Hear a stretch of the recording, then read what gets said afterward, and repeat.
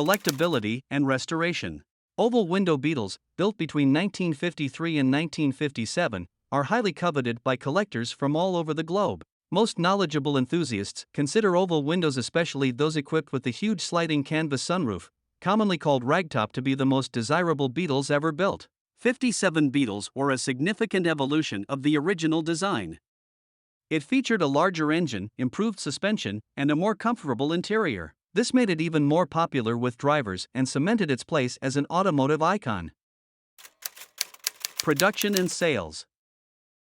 The 1957 Volkswagen Beetle was a defining moment for the iconic car, marking a new era in its production and sales history. That year saw Volkswagen ramp up production, with more than 1 million units rolling off the assembly line in Germany alone. This fine example, a sunroof sedan, originally sold for $1,575. The popularity of the VW Beetle was reaching new heights, and it quickly became one of the best-selling cars in the world, especially in the US, where it gained a massive following. Drivability and practicality. The Volkswagen Beetle was designed to be a practical and affordable car for the masses, but it was also built to be fun to drive. With rear-mounted engine and lightweight body, the VW Beetle was an excellent example of efficient German engineering.